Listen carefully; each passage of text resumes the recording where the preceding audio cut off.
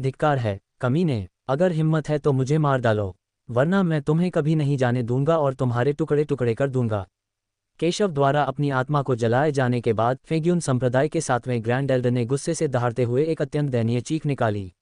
मृत्यु की तुलना में वह महान यातना सहने की अपेक्षा अभी मरना अधिक पसंद करेगा। हाँ, चूंकि तुम मरने के लिए इतने उत्सुक हो, इसलिए मैं तुम्हारी इच्छा पूरी करूंगा। केशव ने ये सुना और शांति से कहा कि अब प्रमुख शक्ति उसके हाथों में है, वह उसे जीवित या मर सकता है। आत्मा की आग भड़क उठी, 7वें सर्वोच्च बुजुर्ग की आत्मा को घेर लिया और उसे कदम दर कदम जला दिया। लानत है, तुम छोटे कमीने, तुम एक दयनीय मौत मरोगे। नहीं, अगर तुम में हिम्मत है तो मुझे मार डालो और मुझे तुरंत मौत दे दो। केशव द्वारा जलाए जाने के कारण 7वें सर्वोच्च बुजुर्ग ने एक पागल दहाड़ लगाई, उसकी आत्मा उन्मादपूर्ण रूप से कांपती रही और उसके शरीर पर जलती हुई उग्र लपटों ने सभी को थरथरा दिया। केशव एक शैतान की तरह है, भयानक। लानत है, बच्चे, बंद करो इसे। तुम छोटे कमीने, मौत की तलाश में हो। यदि आप नहीं रुकते हैं तो मुझे असभ्य होने के लिए दोष न दें। ये देखकर फेग्यून संप्रदाय के अन्य 3 महान बुजुर्गों ने गुस्से में कहा कि उन्होंने केशव से इतनी बोल्ड और अभिमानी होने की उम्मीद नहीं की थी, जो उन्हें बिल्कुल भी गंभीरता से नहीं ले रही थी और वास्तव में उनके सामने 7वें महान बुजुर्ग को यातना दे रही थी। यह न केवल उनके चेहरे पर एक तमाचा है, बल्कि फेग्यून संप्रदाय के चेहरे पर भी एक तमाचा है।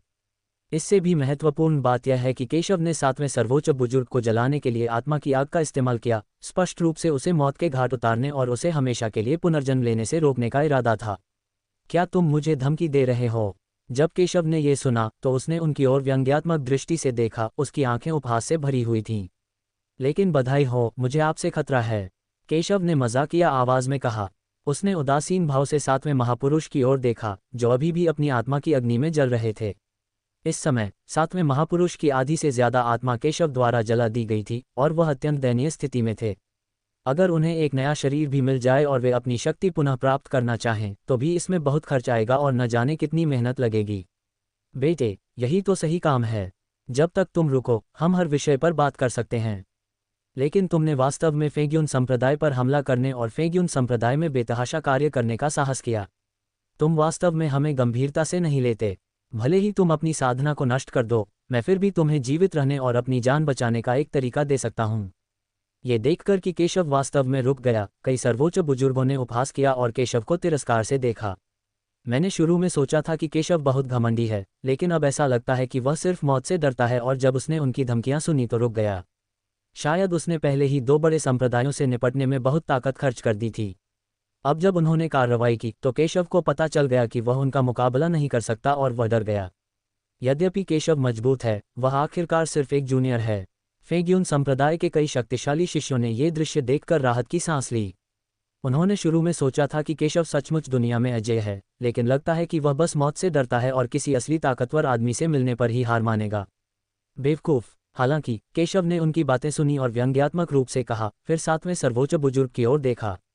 टकराना। अपने दाहिने हाथ के दबाव से 7वें सर्वोच्च बुजुर्ग की आत्मा, जो मूल रूप से उसके हाथ में थी, एक भयानक शक्ति द्वारा नष्ट कर दी गई और पूरी तरह से गायब हो गई। क्या? अरे, उसने तो सचमुच 7वें ग्रैंड एल्डर को मार डाला। धिक्कार है, कोई दया नहीं। हमें इस बदमाश को पकड़ना होगा और इसके टुकड़े टुकड़े कर देने होंगे। लानत है, मुझे इस बच्चे को मारना होगा। फेग्यून संप्रदाय के कई अनुयायी बेहद सदमे में थे। उन्होंने शुरू में सोचा था कि केशव डर गया है और हार मान गया है, लेकिन उन्हें उम्मीद नहीं थी कि पलक झपकते ही केशव ने उनके सामने ही 7 सर्वोच्च बुजुर्गों का सफाया कर दिया। यह उनके मुंह पर एक तमाचा था। अब जब मैंने उस आदमी को मार दिया है तो मैं जानना चाहता हूं कि तुम मुझे कैसे मारोगे। केशव ने तीनों सर्वोच्च बुजुर्गों को उपहास से देखा और उन्हें बिल्कुल भी गंभीरता से नहीं लिया। तुम शापित छोटे कमीने, मैं तुम्हें मार डालूंगा। केशव के शब्दों को सुनकर फेग्यून संप्रदाय के 6ठे ग्रैंड एल्डर ने गुस्से से कहा, अपनी सारी ताकत इकट्ठा की और पागलों की तरह बाहर भागे। उसके हाथों में शक्तिशाली आध्यात्मिक ऊर्जा एकत्रित हुई और फिर उसने केशव की ओर एक चौंकाने वाला मुक्का मारा।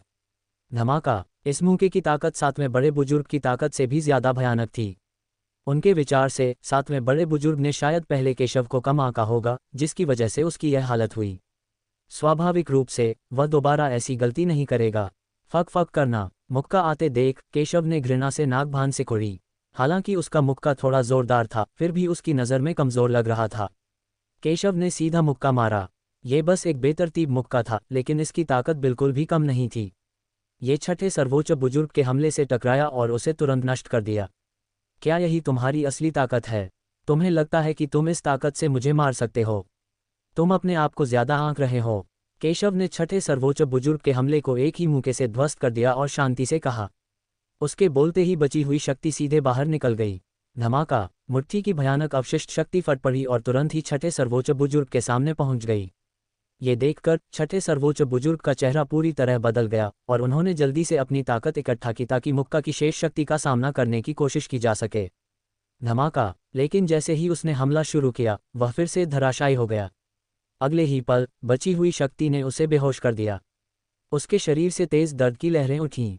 उसकी लगभग सारी पसलियां टूट गईं और खून की धार बहने लगी। उसका चेहरा एकदम बदल गया। उसने कभी सोचा भी नहीं था कि केशव इतना भयानक होगा। वह जल्दी से वहां से भाग जाना चाहता था। बदकिस्मती से केशव ने उसे कोई मौका ही नहीं दिया। वह एक कदम आगे बढ़ा और उसके सामने आ गया। उसने उसे सीधे अपने हाथों में पकड़ लिया और तिरस्कार भरी नजरों से देखा। बताओ, तुम कैसे मरना चाहते हो? केशव ने छठे ग्रैंड एल्डर को बेहद स्पष्ट आंखों से देखा। उसके चेहरे पर एक हल्की मुस्कान थी और उसकी आवाज़ सपाट थी, मानो वह किसी तुच्छ मामले के बारे में बात कर रहा हो। हालांकि उसकी मुस्कुराहट ने सभी को भयभीत कर दिया। केशव इतना शक्तिशाली कैसे हो सकता है? सिर्फ एक चाल से छठे ग्रैंड एल्डर को केशव ने हरा दिया।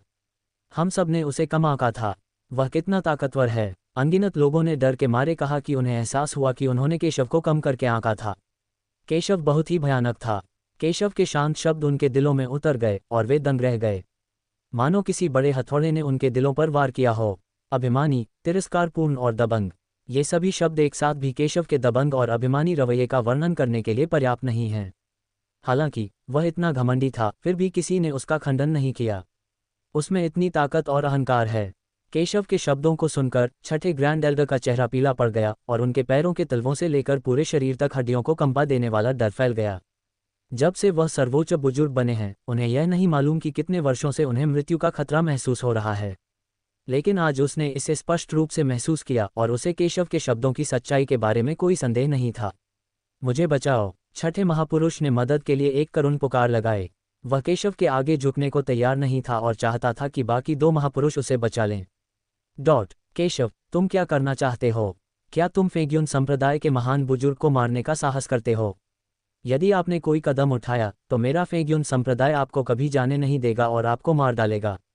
केशव के शब्दों और छठे ग्रैंड एल्डर की दया की याचना सुनकर फेग्युन संप्रदाय के पांचवें ग्रैंड एल्डर ने गुस्से से कहा। उसकी आंखें क्रोध और शर्म से भरी थीं।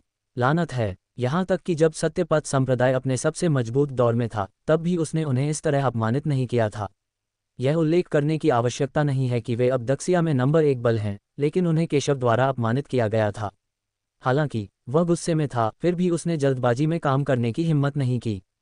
उनके फेग्युन संप्रदाय के कई महापुरुष केशव के हाथों मारे जा चुके हैं। अगर वे कोई कार्रवाई करते हैं तो वे छठे महापुरुष को बचा नहीं पाएंगे, बल्कि उसे नुकसान पहुंचा सकते हैं। क्या तुम मुझे धमकी दे रहे हो? केशव ने ये सुना और व्यंग्यात्मक ढंग से कहा। उसी समय एक भयानक शक्ति फूट पड़ी जिसने छठे सर्वोच्च बुजुर्ग की आकृति को ढक लिया। एक दयनीय चीख सबके कानों तक पहुंची। अगले ही क्षण एक धमाके के साथ छठे सर्वोच्च बुजुर्ग की आकृति रक्तधुंध में बदल गई और आकाश में गायब हो गई। फेग्युन संप्रदाय एक और सर्वोच्च बुजुर्ग की मृत्यु हो गई। यहाँ तक कि आत्मा भी नष्ट हो गई। ये पहले ही आ चुका है और आपके फेग्युन संप्रदाय का सबसे शक्तिशाली ग्रैंड एल्डर बाहर आने के लिए तैयार नहीं है। ऐसी स्थिति में ऐसा लगता है कि यदि आप सभी मारे जाएंगे तभी वह बाहर आने को तैयार होगा। केशव ने शांति से कहा। वह जिसके बारे में बात कर रहा था वह स्वाभाविक रूप से फेग्युन संप्रदाय का सबसे शक्तिशाली ग्रैंड एल्डर था, जो दक्षिया के सबसे मजबूत पुरुषों में से एक था। केशव की बातें सुनकर पांचों सर्वोच्च बुजुर्ग इतने क्रोधित हुए कि उन्हें लगभग खून की उल्टी आ गई। पता चला कि वे तो बस फेग्युन संप्रदाय के महापुरुष की धमकी को ही दबा रहे थे। बाकी ताकतवर लोग भी हैरान थे। केशव ने फेग्युन संप्रदाय के कई सर्वोच्च बुजुर्गों को बिल्कुल भी गंभीरता से नहीं लिया। ऐसा लग रहा था कि उसे सिर्फ फेग्युन संप्रदाय के महान सर्वोच्च बुजुर्ग की ही परवाह थी। ऐसी अफवाह है कि फेग्युन संप्रदाय का महापुरुष दक्षिया का सबसे शक्तिशाली व्यक्ति है, जिसके दिशा क्षेत्र को भेदने की सबसे अधिक संभावना है। हालांकि हम नहीं जानते कि यह सच है या नहीं, फिर भी हम जान सकते हैं कि उसकी शक्ति कितनी भयानक है। केशव बहुत घमंडी था और उसने फेग्युन संप्रदाय के ग्रैंड एल्डर को भी गंभीरता से नहीं लिया। धिक्कार है छोटे कमीने पर, तुम मरने के लायक हो, फेग्युन संप्रदाय के पांचवें सर्वोच्च बुजुर्ग ने गुस्से में कहा। लेकिन हालांकि वह गुस्से में थे, उन्होंने प्रत्यक्ष कार्रवाई नहीं की। यह आदमी बहुत ताकतवर है, चलो मिलकर हमला करें। उसने बचे हुए 8 बुजुर्गों और अपने आसपास के अन्य बुजुर्गों को कुरूप भाव से देखा। हालांकि वह क्रोधित था, लेकिन मूर्ख नहीं था। केशव ने कई सर्वोच्च बुजुर्गों को मार डाला था। अगर यह फेग्यून संप्रदाय का आधार शिविर न होता तो केशव की ताकत देखकर उसमें लड़ने की हिम्मत भी नहीं होती। हाँ, जब दूसरे ताकतवर आदमियों ने यह सुना तो उनके चेहरे बेहद बदसूरत हो गए। वे सब जानते थे कि केशव कितना भयानक है और जानते थे कि अगर वे एक साथ हमला नहीं करते तो शायद वे केशव के विरोधी नहीं होते। गड़गड़ाहट। वे सब अपनी शक्ति से फूट पड़े और उनके पिछले जन्मों की अतुलनीय शक्ति उनके शरीर से फूट पड़ी। उसी क्षण स्वर्ग और पृथ्वी के बीच एक विशाल काला बादल छा गया, जिसने पूरे आकाश को ढक लिया, मानो रात हो गई हो। वे सभी केशव को ठंडेपन से देखते रहे और अगले ही पल वे सभी बाहर निकल आए और केशव पर हमला कर दिया। फेग्यून संप्रदाय के सभी शक्तिशाली लोगों ने वास्तव में एक साथ हमला किया। केशव सचमुच बहुत शक्तिशाली है। अफवाहें सच हैं। इस दृश्य को देखने आए कई शक्तिशाली लोग ये कहने से खुद को नहीं रोक पाए कि जब उन्होंने यह अफवाह सुनी कि केशव की ताकत अद्वितीय है तो उन्हें थोड़ा संदेह हुआ कि एक जूनियर कितना मजबूत हो सकता है। हालांकि अब जब उन्होंने केशव की भयानक ताकत को अपनी आंखों से देख लिया है तो अब किसी को इसमें कोई संदेह नहीं है। यदि केशव को कमजोर माना जाता है तो वे क्या हैं? बेटे, तुम सचमुच ताकतवर हो, लेकिन यह मेरे फेग्यून संप्रदाय का मुख्यालय है। हमारी ताकत बहुत बढ़ गई है। आज तुम जरूर मर जाओगे। 5वें सर्वोच्च बुजुर्ग ने ठंडे स्वर में कहा कि हालांकि केशव भयानक था, फिर भी उनके पास एक अंतिम तुरुप का पत्ता था। फेग्यून संप्रदाय का सुरक्षात्मक गठन उनकी शक्ति को आशीर्वाद दे सकता था और उनकी शक्ति को बहुत बढ़ा सकता था। ये कहते ही वह कई शक्तिशाली लोगों के साथ बाहर निकल गया। आकाश और पृथ्वी का रंग बदल गया और उनके हमलों से आकाश और पृथ्वी भयंकर जानवरों के समूह की तरह गरजने लगे। क्या यही ताकत है? हालांकि उनके संयुक्त हमले को देखकर केशव ने तिरस्कार से कहा। आखिरकार उसने पहले भी कई बड़े बुजुर्गों को मार डाला था और उन्हें बिल्कुल भी गंभीरता से नहीं लिया था। यदि यह फेग्यून संप्रदाय के ग्रैंड एल्डर को बाहर निकालने के उद्देश्य से नहीं होता तो उसने फेग्यून संप्रदाय को बहुत पहले ही नष्ट कर दिया होता। लेकिन अब जब बात यहाँ तक पहुँच गई है तो वह और समय बर्बाद नहीं करेगा। वह उन्हें मारने तक इंतजार करेगा और फिर फेग्यून संप्रदाय के सबसे बड़े बुजुर्ग की तलाश करेगा। घमंडी लड़का, अब जब बात यहाँ तक आ पहुंची है तो देखते हैं कि तुम कब तक इतने अहंकारी बने रह सकते हो। जब फेग्यून संप्रदाय के कई शक्तिशाली लोगों ने केशव की बातें सुनी तो वे गुस्से से बोले और भयानक हमलों ने तुरंत केशव के सामने वाले हिस्से को घेर लिया, जिससे वह दब गया। सेना के आशीर्वाद से उनके हमले स्वर्गीय गिरोह के शक्तिशाली लोगों के हमलों के बराबर थे। केशव अभी भी बहुत घमंडी है, वह बस मौत चाहता है। तोड़ना। केशव के चेहरे पर कोई बदलाव नहीं आया और वह शांत था। उसने अपने दाहिने हाथ में तलवार ली और सीधे उन पर वार कर दिया। टकराना। जैसे ही तलवार निकाली गई, एक बड़ी गर्जना हुई और आकाश और पृथ्वी दो भागों में कट गए। केशव के सामने उनके हमले सफ़ेद कागज की तरह नाजुक थे और केशव ने उन्हें सीधे ध्वस्त कर दिया। वे सब उड़कर जमीन पर गिर पड़े, सबके मुंह से खून बह रहा था। कमज़ोर लोग लगभग मर ही गए और 5 सर्वोच्च बुजुर्गों में से 2 तो गंभीर रूप से घायल हो गए। सिर्फ एक चाल से उनके संयुक्त हमले को केशव ने हरा दिया। केशव ने एक कदम भी आगे बढ़े बिना उन्हें हरा दिया। क्या मैं इसे सही ढंग से देख रहा हूँ? वह कैसे संभव है? उसकी ताकत बहुत भयानक है। ये बहुत भयानक है। जब सभी ने ये दृश्य देखा तो उन्हें अंततः एहसास हुआ कि केशव कितना शक्तिशाली था। मूल रूप से यह सोचा गया था कि कई शक्तिशाली लोग मिलकर कम से कम केशव से बराबरी की शर्तों पर लड़ सकते हैं या संभवतः केशव को हरा भी सकते हैं। हालांकि उन्हें उम्मीद नहीं थी कि ऐसा कुछ भी घटित होगा। सिर्फ एक ही चाल में कई शक्तिशाली लोग एकजुट होकर हार गए। आपके पास जो भी योग्यताएं हैं उन सभी का एक साथ उपयोग करें, अन्यथा मुझे डर है कि आपको उनका उपयोग करने का मौका नहीं मिलेगा। केशव ने शांति से उनकी ओर देखते हुए कहा। घृणास्पद, बहुत घमंडी, तुम सचमुच मेरे फेग्यून संप्रदाय के मजबूत पुरुषों को नीची नज़र से देखते हो। केशव की बातें सुनकर फेग्यून संप्रदाय के अनगिनत शक्तिशाली शिष्यों ने गुस्से से कहा कि केशव द्वारा अपमानित होना आज उनके लिए बहुत बड़ी शर्म की बात है, लेकिन वे इसे केवल मौखिक रूप से कहने का साहस कर पाए। वे केशव के सामने बिल्कुल भी नहीं थे। लानत है केशव, मैं तुम्हें इस अहंकार की कीमत बताऊंगा। 5वें बड़े बुजुर्ग को इतना गुस्सा आया कि उन्हें फिर से खून की उल्टी आ गई और गुस्से से वे लगभग पागल हो गए। उनकी आंखों में बेपनाह नफरत भरी थी। अगर कोई और होता तो कोई बात नहीं, लेकिन जो बोल रहा था वह तो बस एक बदचलन इंसान था। वह क्रोधित कैसे न हो सकता था? हाँ, मैं इंतजार कर रहा हूँ। केशव ने यह सुना और शांति से कहा। इस दृश्य ने दूसरे पक्ष को और भी अधिक क्रोधित कर दिया और खून थूक दिया। बेटे, तुम फेग्यून संप्रदाय को बहुत कम आंकते हो। मेरा फेग्यून संप्रदाय दक्षिया में शीर्ष शक्ति बन गया है। तुम इसे कम कैसे आंक सकते हो? आज तुम निश्चित रूप से मर जाओगे। पांचवें ग्रैंड एल्डर के चेहरे पर गुस्सा था और उनसे एक भयानक दबाव निकला जिसने पूरे फेग्यून संप्रदाय को घेर लिया। कई लोगों के भाव बदल गए। कितना भयानक दबाव है, क्या हुआ? ऐसा लगता है कि यह फेग्यून संप्रदाय के सुरक्षात्मक गठन से फूटा है। ये कैसे संभव है? फेग्यून संप्रदाय का सुरक्षात्मक गठन इतनी शक्तिशाली शक्ति कैसे प्रकट कर सकता है? यह अफवाह है कि फेग्यून संप्रदाय का सुरक्षात्मक गठन द्वार के बाहर रक्षात्मक गठन नहीं है, बल्कि एक छिपी हुई अद्वितीय संरचना है। बहुत कम लोग इसके बारे में जानते हैं। मैंने कभी नहीं सोचा था कि यह वास्तव में सच है। यह अफवाह है कि इस भव्य संरचना की स्थापना फेग्यून संप्रदाय के पूर्वजों द्वारा आमंत्रित एक संरचना गुरु द्वारा भारी खर्च पर की गई थी। अगर यह सच है तो केशव और अन्य लोग मुश्किल में हैं। अनगिनत लोग इसके बारे में बात कर रहे थे। उन्होंने शुरू में सोचा था कि द्वार पर सुरक्षात्मक संरचना पहले से ही बहुत शक्तिशाली है, लेकिन उन्हें उम्मीद नहीं थी कि फेग्यून संप्रदाय में वास्तव में एक और संरचना थी, और वह और भी भयानक थी। हालांकि केशव के लिए फेग्यून संप्रदाय को इस बिंदु तक मजबूर करना वास्तव में आसान नहीं है। लड़के, आज मैं तुम्हें फेग्यून संप्रदाय का असली तुरुप का पत्ता दिखाऊंगा। पांचवें सर्वोच्च बुजुर्ग ने यह बात ठंडे स्वर में कही और जैसे ही उन्होंने बोलना समाप्त किया, एक जोरदार धमाका हुआ। फेग्यून संप्रदाय द्वारा कवर किए गए क्षेत्र से प्रकाश की किरणें आकाश में निकलीं, जिसने पूरे फेग्यून संप्रदाय को कवर किया। इस बल के उदय के कारण आकाश और पृथ्वी का रंग अचानक बदल गया और वे काले हो गए। ये वास्तव में सच है। फेग्यून संप्रदाय ने वास्तव में गुप्त रूप से एक बड़ी संरचना स्थापित की है। धिक्कार है, एक बार यह संरचना सक्रिय हो गई तो हम अंदर फंस जाएंगे। लानत है, फेग्यून संप्रदाय हम सबको एक साथ नष्ट करना चाहता है। कई लोगों ने गुस्से में कहा कि उन्होंने मूल रूप से सोचा था कि इसका इस्तेमाल केवल केशव और अन्य लोगों से निपटने के लिए किया जाता है, लेकिन उन्हें उम्मीद नहीं थी कि वे सभी यहाँ फंस जाएंगे। कई लोग उस समूह से बाहर निकलना चाहते थे, लेकिन जैसे ही वे बाहर निकले, समूह ने उन्हें दबा दिया और उन्हें भारी नुकसान हुआ। कई लोगों के मुंह से खून बहने लगा और वे समूह से बाहर ही नहीं निकल पाए। सत्यपथ संप्रदाय के कई लोगों के हाव भाव भी काफी बदल गए। उन्हें उम्मीद नहीं थी कि फेग्यून संप्रदाय के पास सचमुच ऐसा कोई तुरुप का पत्ता होगा। इसे दबाओ। फेग्यून संप्रदाय के पांचवें सर्वोच्च बुजुर्ग ने केशव को ठंडी नजरों से देखा, महाशक्ति को सक्रिय किया और केशव और बाकी लोगों को दबा दिया। आज वह उन सभी को मार डालना चाहता था। एक भयानक शक्ति आकाश से उतरी और केशव को दबा दिया, एक भयानक शक्ति के साथ जो स्वर्गीय गिरोह क्षेत्र से अधिक थी। यहाँ तक कि स्वर्गीय गिरोह क्षेत्र में भी कोई भी इस समय इस भयानक शक्ति का सामना करने में सक्षम नहीं हो सकता है।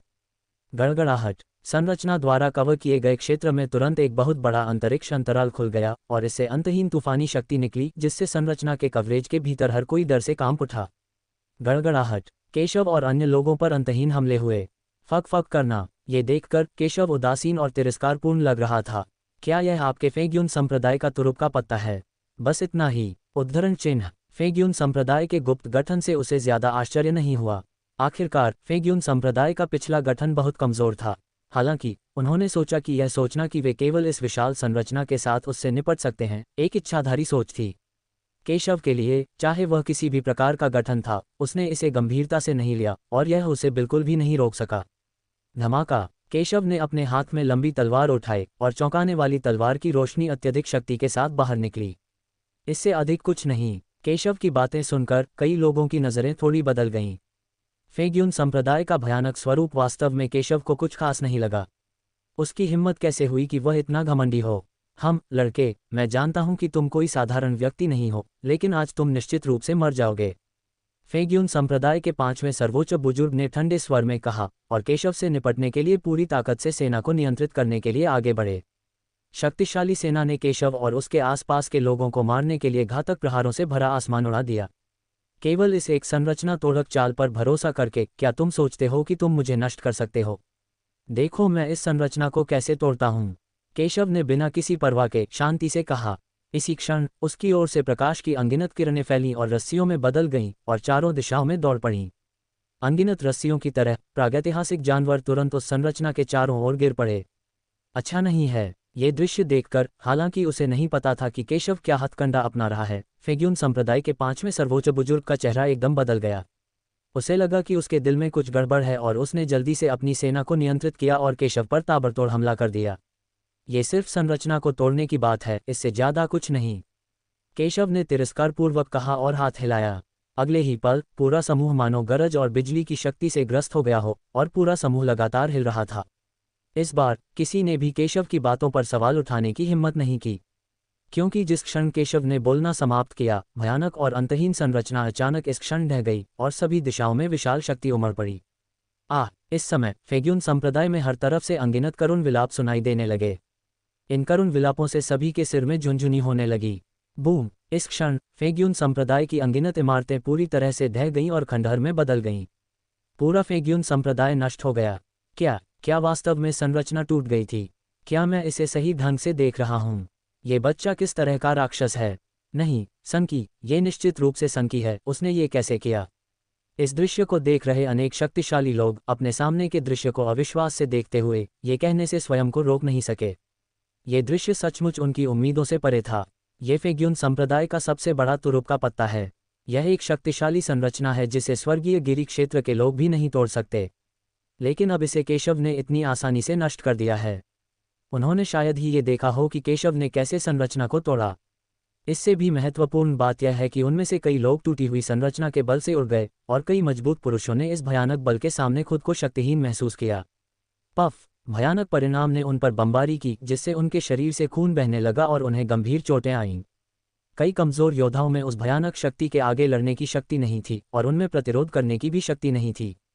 वे सीधे उस भयानक शक्ति द्वारा मारे गए और रक्त के धुंध में बदल गए। इससे वे बहुत क्रोधित हुए, लेकिन किसी ने भी इस समय आगे बढ़कर मृत्यु की मांग करने का साहस नहीं किया। आखिरकार वे सभी जानते थे कि केशव की ताकत कितनी भयानक थी। उनके लिए आज का दिन केवल एक अप्रत्याशित आपदा ही कहा जा सकता है। मूल रूप से ये सत्यपथ संप्रदाय था जो फेग्यून संप्रदाय से निपट रहा था, लेकिन क्योंकि वे पास में थे और देख रहे थे, इसलिए वे प्रभावित हुए। मूल रूप से यह सोचा गया था कि केशव और अन्य लोग फेग्यून संप्रदाय के ट्रम्प कार्ड में आ जाएंगे, लेकिन किसी को भी उम्मीद नहीं थी कि केशव वास्तव में फेग्यून संप्रदाय के बेहद भयानक गठन को तोड़ देगा। वे उस शक्ति का विरोध कैसे कर सकते थे जो स्वर्गीय गिरोह क्षेत्र में संरचना को टूटने से रोक सकती थी? स्टॉप! गड़गड़ाहट! कुछ ही क्षणों में भयावह परिणाम सभी दिशाओं में फैल गया, हजारों मील तक फैल गया। केशव और अन्य लोगों को छोड़कर, जिनके पास शक्ति का विरोध करने के लिए केशव द्वारा बहुत पहले स्थापित गठन था, अन्य मजबूत लोग भयानक शक्ति का सामना करने में लगभग असमर्थ थे। इस समय फेग्यून संप्रदाय केवल नाम मात्र का है। कुछ बुजुर्गों और सर्वोच्च बुजुर्ग को छोड़कर अन्य सभी शिष्य और मजबूत लोग टूटी हुई संरचना की शक्ति के तहत दुखद रूप से मर गए। जब कमल संप्रदाय के 5 सर्वोच्च बुजुर्गों ने यह दृश्य देखा तो वे मन ही मन खुश हुए कि उन्होंने केशव को प्रस्तुत करना चुना था, अन्यथा उनका भाग्य निश्चित रूप से इससे बेहतर नहीं होता। प्रतिष्ठित फेग्यून संप्रदाय लगभग रातों रात नष्ट हो गया। हवा में उस संरचना को नियंत्रित करने वाले 5 सर्वोच्च बुजुर्ग अत्यंत दयनीय स्थिति में थे।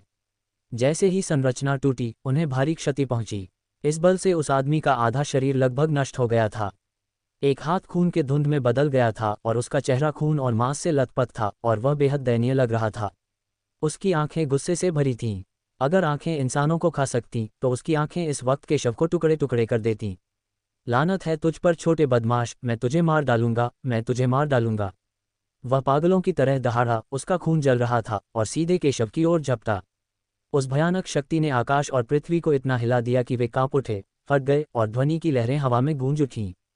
बूम! इस समय उसकी आकृति सीधे केशव के सामने आ गिरी। उसे उम्मीद नहीं थी कि फेग्यून संप्रदाय के अंतिम तुरुप के पत्ते के रूप में उसके प्रयोग से न केवल केशव को कोई नुकसान नहीं होगा, बल्कि पूरे फेग्यून संप्रदाय का नाश हो जाएगा। ये मुंह पर करारा तमाचा है। ये मुंह पर करारा तमाचा है। ये गठन फेग्यून संप्रदाय का अंतिम तुरुप का पत्ता है और यह फेग्यून संप्रदाय का अत्यंत गुप्त गठन भी है। मूल रूप से यह सोचा गया था कि एक बार गठन जारी होने के बाद केशव निश्चित रूप से मर जाएगा। हालांकि उन्होंने यह उम्मीद नहीं की थी कि आज जब इसे पहली बार खोला गया तो केशव द्वारा इसे आसानी से तोड़ दिया जाएगा और यह फेग्यून संप्रदाय का विनाश बन जाएगा। उसे गुस्सा कैसे न आए? अगर केशव के टुकड़े टुकड़े भी कर दिए जाएं तो भी उसके दिल की नफरत मिटाना मुश्किल होगा।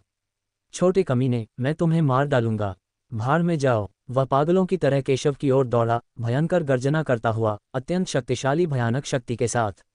हन्फ, आप अपनी क्षमताओं को अधिक आंकते हैं। फेग्यून संप्रदाय के 5 सर्वोच्च बुजुर्गों को उसे मारने के लिए आते देख केशव ने तिरस्कारपूर्वक नाक भान सिकुड़ी और उन्हें बिल्कुल भी गंभीरता से नहीं लिया। उसने अपना दाहिना हाथ उठाया और अपनी लंबी तलवार से एक तलवार का टुकड़ा निकाला। धमाका! तलवार की ऊर्जा एक चौंकाने वाली तलवार की मंशा जारी करती है जो लोगों के दिलों में ठंडक का एहसास कराती है। एक भयानक तलवार सीधे बाहर निकली, 1000 फुट लंबी रोशनी के साथ फट गई और सीधे फेग्यून संप्रदाय के 5वें सर्वोच्च बुजुर्ग की ओर वार किया गया। एक पल में एक बड़ा अंतर खुल गया और फिर फेग्यून संप्रदाय के 5 सर्वोच्च बुजुर्गों को निगल लिया गया। जैसे ही तलवार काटी गई, ऐसा लगा मानो आकाश और धरती फट गए हों। हजारों मील दूर बैठे लोग भी इस भयानक तलवार को महसूस कर सकते थे, जिससे लोग डर गए। फेग्यून संप्रदाय के 5वें सर्वोच्च बुजुर्ग की भी इसी तलवार से सीधे मौत हो गई। उनकी आकृति तुरंत टुकड़ों में कटकर रक्त की धुंध में बदल गई। उन्होंने एक करुण चीख मारी और उनकी आत्मा संसार में विलीन हो गई। काफी देर बाद उसकी चीखें गायब हो गईं। फेग्यून संप्रदाय पूरी तरह से नष्ट हो गया है। अनगिनत लोगों ने यह दृश्य देखा और अविश्वास से कहा, वह संप्रदाय जो कभी दक्षिया में नंबर 1 संप्रदाय था, अब नष्ट हो गया है और इसे सत्यपथ संप्रदाय के एक शिष्य केशव ने नष्ट कर दिया, जिसके बारे में उन्होंने मूल रूप से सोचा था कि उसका पतन हो गया है। ये दृश्य लोगों को आहें भरने पर मजबूर क्यों नहीं कर सकता? गड़गड़ाहट। लेकिन इस समय जमीन पर पड़े पत्थर लगातार कांपने लगे और अंततः शून्य में तैरने लगे। आकाश, जो पहले सूर्य से प्रकाशित था, अचानक इस क्षण रात जैसा अंधकार में हो गया। क्या चल रहा है? कितनी भयानक शक्ति है! कई लोगों ने इस दृश्य को देखा और अविश्वास में कहा कि उन्हें ऐसा लग रहा है कि इस शक्ति के प्रभाव में उनका खून भी जम गया है। स्वर्गीय गिरोह क्षेत्र की शक्ति। क्या ये हो सकता है कि फेग्यून संप्रदाय के ग्रैंड एल्डर ने स्वर्गीय गिरोह क्षेत्र में प्रवेश कर लिया है? अगर ऐसा है तो केशव और अन्य लोग शायद मर चुके हैं। जाना, कई लोग ये कहने से खुद को नहीं रोक सके कि यह शक्ति अत्यंत भयानक थी और इससे वे भयभीत हो गए। ये पिछले गठन द्वारा उन्मुक्त की गई शक्ति से भी अधिक भयानक है। आखिरकार, हालांकि पहले ये संरचना भयानक थी, 5 सर्वोच्च बुजुर्ग अपनी पूरी ताकत नहीं लगा पा रहे थे। लेकिन इस समय उन्हें जो शक्ति महसूस हुई वह बेहद भयानक थी, जिसने उन्हें भय से कांपने पर मजबूर कर दिया और उन्हें एक संभावना के बारे में सोचने पर मजबूर कर दिया। वह फेग्यून संप्रदाय का महान बुजुर्ग है जिसने स्वर्गीय गिरोह क्षेत्र को तोड़ दिया। यह अज्ञात है कि दाजिया को स्वर्गीय गिरोह क्षेत्र तक पहुंचने में कितने साल हो गए हैं, लेकिन अगर फेग्यून संप्रदाय के ग्रैंड एल्डर स्वर्गीय गिरोह क्षेत्र से गुजरते हैं तो वह दाजिया में नंबर 1 व्यक्ति होंगे। स्वर्गीय गिरोह स्तर पर मजबूत लोगों और दिशा स्तर पर मजबूत लोगों के बीच का अंतर एक खाई की तरह है, जिसे पाटना असंभव है। अगर फेग्यून संप्रदाय के पास एक शक्तिशाली स्वर्गीय गिरोह योद्धा होता तो केशव और अन्य इस बार मर जाते। तो यह फेग्यून संप्रदाय का अंतिम तुरुप का पत्ता है। यद्यपि त्यानिक्सुआनजोंग और केशव शक्तिशाली हैं, वे स्वर्गीय गिरोह स्वामियों के हाथों में असुरक्षित हैं। स्वर्गीय गिरोह स्वामी बहुत भयानक हैं, लेकिन एक शक्तिशाली त्यानगांग योद्धा के हाथों मरना मेरे जीवन की बर्बादी नहीं है। इस बदमाश ने सूर्य ऊर्जा संप्रदाय और कमल संप्रदाय को नष्ट कर दिया और फेग्यून संप्रदाय को भी लगभग मिटा दिया। अगर वह मर भी जाता तो वह दक्षिया में एक किंवदंती छोड़ जाता। अगर वह नहीं मरता तो वह दक्षिया में एक चमत्कार बन जाता। यह अफसोस की बात है कि वह बहुत अधीर था। उसकी मृत्यु के तुरंत बाद उसकी मृत्यु निश्चित है। इस बच्चे के व्यक्तित्व को देखते हुए ये चमत्कार ही है कि वह अभी भी जीवित है। जिस क्षण अनगिनत लोग भाग गए, उन्होंने कहा कि उन्हें केशव के लिए दुख हो रहा है। केशव ने अपनी ताकत से चमत्कार किए और एक असली राक्षस बन गया, जिससे अनगिनत लोग ईर्ष्या करते थे। वह एक प्रतिभाशाली शिष्य भी था जिसका अनगिनत ताकतों ने सपना देखा था। लेकिन ठीक इसी वजह से वे केशव को नहीं पा सके, इसलिए वे स्वाभाविक रूप से केशव को नष्ट होते देखना चाहते थे। आखिरकार, किसी प्रतिभा को नष्ट होते देखना किसी प्रतिभा को विकसित होते देखने से कहीं अधिक संतोषजनक है। केशव जितना अधिक शक्तिशाली होगा, वे उतने ही अधिक ईर्ष्यालु हो जाएंगे। काश केशव आज यही मर जाता। तियानगैंग क्षेत्र। क्या ये हो सकता है कि फेग्यून संप्रदाय के प्रमुख बुजुर्ग ने स्वर्गीय गिरी क्षेत्र में प्रवेश कर लिया है? मुरोंग होंगली, कमल संप्रदाय के 5 सर्वोच्च बुजुर्ग और अन्य लोग भी बेहद गंभीर दिख रहे थे। उनके सभी क्षेत्र दिशा के शिखर पर अटके हुए थे, इसलिए वे स्वाभाविक रूप से जानते थे कि स्वर्गीय गिरोह क्षेत्र को तोड़ना कितना मुश्किल है। लेकिन एक बार जब वे स्वर्गीय गिरोह क्षेत्र को तोड़ देते तो वे दक्षिया में नंबर 1 व्यक्ति होते। आखिरकार बाहर आने का फैसला कर लिया। ये देखकर केशव उदासीन दिखे। उसे बहुत पहले से पता था कि फेग्यून संप्रदाय में एक महान सर्वोच्च बुजुर्ग है जो बहुत शक्तिशाली है। उसके पिछले कर्म भी उसे बाहर निकालने के लिए ही थे, इसलिए उसे फेग्यून संप्रदाय को नष्ट करने में कोई आपत्ति नहीं थी। अब अंततः उसने बाहर आने का निर्णय कर लिया। गड़गड़ाहट। शून्य में गड़गड़ाहट हुई और एक सफेद वस्त्र में एक काली आकृति शून्य से बाहर निकली, एक अत्यंत भयानक आभा उत्सर्जित करते हुए, और उसकी काली आंखों ने केशव और अन्य लोगों को अत्यंत ठंडी आंखों से देखा। वह कोई और नहीं बल्कि फेग्यून संप्रदाय के ग्रैंड एल्डर थे। खंडहर बन चुके फेग्यून संप्रदाय को देखते हुए उसकी आंखें जानलेवा इरादे से भर गईं और वह बेहद ठंडी नज़र से केशव पर टूट पड़ा। लड़के, क्या तुम वही हो जिसने फेग्यून संप्रदाय को नष्ट किया था? फेग्यून संप्रदाय के ग्रैंड सुप्रीम एल्डर की निगाहें ठंडी और आवाज़ शांत थी, लेकिन उनके द्वारा बोला गया हर शब्द गड़गड़ाहट की तरह था, जिसमें अंतहीन दबाव था, क्योंकि वह बिना किसी सवाल के इरादे के जानलेवा इरादे से केशव पर दबाव डाल रहे थे। अच्छा, केशव ने ये सुना और शांति से कहा, उसकी आंखों में तिरस्कार भरी मुस्कान थी। कितना साहसी! जब फेग्यून संप्रदाय के महापुरुष ने यह सुना तो उनकी आंखों में भयानक क्रोध उमड़ पड़ा और उनके शरीर का भयानक दबाव तुरंत केशव की ओर ज्वार की तरह उमड़ पड़ा। इस घमंडी लड़के ने सचमुच उसके सामने फेग्यून संप्रदाय को नष्ट करने की बात स्वीकार करने का साहस किया। इस साहस ने उसे केशव की ओर प्रशंसा से देखने पर मजबूर कर दिया। यह अफसोस की बात है, ये दोष है। केशव को फेग्यून संप्रदाय को कभी नष्ट नहीं करना चाहिए था और उसे उसके सामने इतना अभिमानी नहीं होना चाहिए था और उसे गंभीरता से नहीं लेना चाहिए था। बूम! केशव की ओर अंतहीन दबाव टूट पड़ा, अपने साथ एक भयानक शक्ति लेकर आया जिससे स्वर्ग और पृथ्वी फट पड़े, भयानक ध्वनियों के साथ फूट पड़े। भयानक दबाव के साथ केशव को सीधे दबाने की कोशिश की गई। मुरोंग होंगली और केशव के आसपास के अन्य लोगों ने अपने भाव बदल दिए क्योंकि उन्होंने दूसरे पक्ष के दबाव की ताकत महसूस की। फक फक करना। प्रतिद्वंद्वी द्वारा छोड़े गए भयानक दबाव का सामना करते हुए केशव ने अपने मुंह के कोने पर तिरस्कारपूर्ण व्यंग्य का संकेत दिखाया और उसके मुंह से निकले एक शब्द ने प्रतिद्वंद्वी के दबाव को तुरंत नष्ट कर दिया। बूम! हालांकि दोनों में सीधे तौर पर लड़ाई नहीं हुई, लेकिन आत्मा के स्तर पर यह लड़ाई और भी हिंसक थी। एक भयानक आध्यात्मिक दबाव फूट पड़ा जिसने फेग्यून संप्रदाय के ग्रैंड एल्डर द्वारा छोड़े गए दबाव को तुरंत नष्ट कर दिया, जिससे जब उन्होंने केशव को देखा तो उनकी आंखें बदल गईं। आप अभी तक स्वर्गीय गिरोह क्षेत्र तक भी नहीं पहुंचे हैं, फिर भी आपको लगता है कि आप मुझे इस तरह के दबाव से दबा सकते हैं। तुम अपने बारे में बहुत अधिक सोचते हो, केशव ने तिरस्कार के साथ यह कहा, जिससे दूसरे पक्ष का चेहरा बेहद बदसूरत हो गया। ऐसा लगता है कि चू जुवानजी अभी तक स्वर्गीय गिरोह क्षेत्र में प्रवेश नहीं कर पाया है। मैं तो उससे लगभग डर गया था। जब मुरोंग होंगली और अन्य लोगों ने यह सुना तो वे सभी फेग्यून संप्रदाय के महापुरुष की ओर देखने लगे और राहत की सांस लेने से खुद को रोक नहीं पाए। उन्होंने शुरू में सोचा था कि दूसरा पक्ष स्वर्गीय गिरोह क्षेत्र को तोड़कर आगे निकल गया है और उससे डर गया है, लेकिन उन्हें यह उम्मीद नहीं थी कि वह स्वर्गीय गिरोह क्षेत्र को तोड़कर आगे नहीं बढ़ा है और उससे लगभग डर गया है। वे केशव को देखे बिना नहीं रह सके। जब वे सब डरे हुए थे, केशव कितना शांत था। ये सच है कि मैंने स्वर्गीय गिरोह क्षेत्र को नहीं तोड़ा है, लेकिन मेरे लिए तुम्हें मारना आसान है। चू जुवानजी ने यह सुना तो उसका चेहरा पीला पड़ गया और उसने कहा कि वह स्वर्गीय गिरोह क्षेत्र में ब्रेक थ्रू लगाने के लिए लंबे समय से एकांतवास में था। लेकिन जब वह स्वर्गीय गिरोह क्षेत्र में ब्रेक थ्रू लगाने ही वाला था तो केशव ने उसे रोक दिया, जिससे वह ब्रेक थ्रू लगाने का मौका गंवा बैठा। उसे गुस्सा क्यों ना आए? जो बात उसे और भी अधिक क्रोधित करती है वह यह है कि यह बच्चा वही है जिसने फेग्यून संप्रदाय के दूसरे सर्वोच्च बुजुर्ग और अन्य लोगों को मार डाला था। यद्यपि वह स्वर्गीय गिरोह क्षेत्र में सफलतापूर्वक प्रवेश नहीं कर पाया है, फिर भी वह अर्ध स्वर्गीय गिरोह क्षेत्र से केवल एक कदम दूर है। शक्तिशाली आध्यात्मिक ऊर्जा एक पल में संघनित हो गई और फिर एक हथेली में बदल गई जो केशव और अन्य लोगों की ओर थप्पड़ मार रही थी। पहले तुम लोग पीछे हटो, केशव ने मुरोंग होंगली और अन्य से बात की।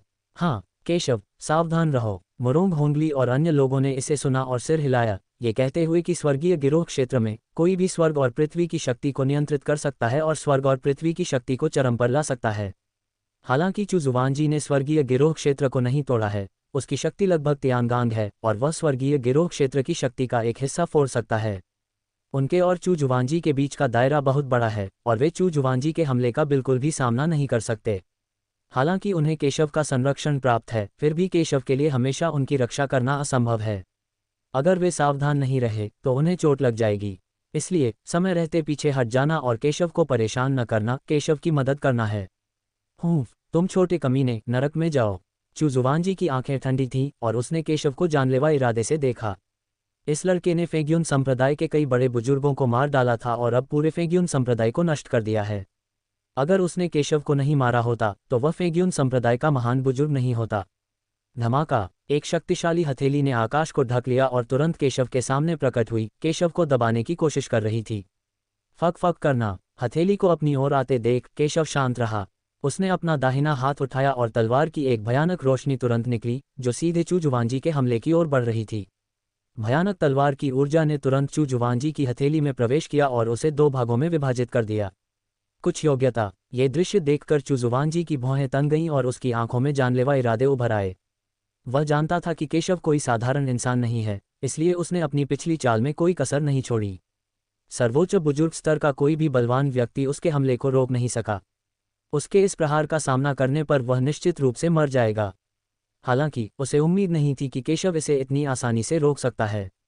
इस दृश्य ने उन्हें बहुत हैरान कर दिया। केशव की प्रतिभा इतनी प्रबल न होती तो भी कोई बात नहीं, लेकिन इस समय केशव की प्रतिभा उसे डरा जरूर रही थी।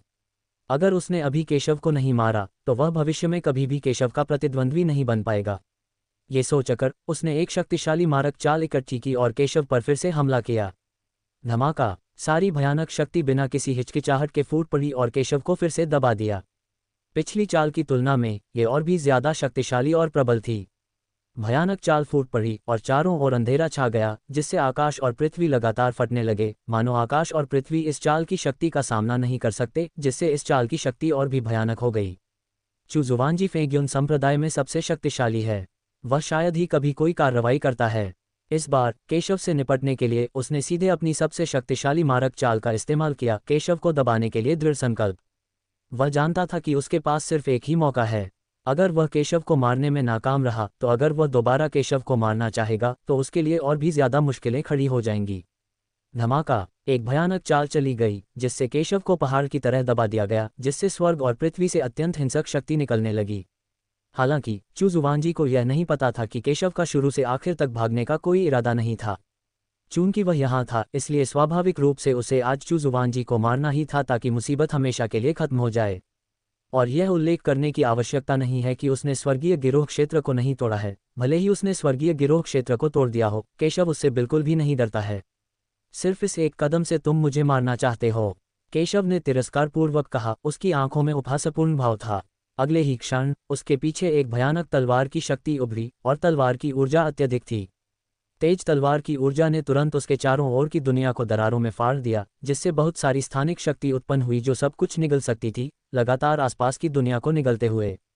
गड़गड़ाहट! केशव के पीछे तलवार की मंशा अधिक से अधिक भयानक होती गई, जिससे केशव एक भयानक तूफान में घिर गया। काटना! केशव ने चुजुवांजी को ठंडेपन से देखा। चुजुवांजी बहुत शक्तिशाली था, इसलिए स्वाभाविक रूप से वह उसे कम नहीं आंकेगा। उसने लगभग कोई संकोच नहीं दिखाया और ऐसा दांव चला कि स्वर्ग और पृथ्वी भी मुश्किल से सहन कर पाए। धमाका! एक चौंकाने वाली तलवार आकाश में उठी, भोर से पहले के प्रकाश की तरह। प्रकाश की एक विशाल सफेद किरण के साथ अंतहीन अंधेरे को चीरती हुई पूरे विश्व को अपने में समाहित कर लिया, मानो वह इस विश्व को दो टुकड़ों में काट देगी। धमाका! तलवार की रोशनी आसमान में उठी, अंतहीन शक्ति के साथ फूट पड़ी और तुरंत चुजुवांजी के हमले को रोक दिया। गड़गड़ाहट! विशाल ध्वनि आकाश और पृथ्वी में गूंजती रही, लोगों के कान सुन्न कर दिए। केशव एक तेज तलवार की तरह सीधे दौड़कर हमले की ओर बढ़ रहा था। तुम अज्ञानी बच्चे! ये देखकर कि केशव ने वास्तव में उसके हमले के खिलाफ लड़ने की हिम्मत की, चुजुवांजी मदद नहीं कर सका लेकिन उपहास कर सका। आप इस बूढ़े आदमी के हमले का विरोध कैसे कर सकते हैं?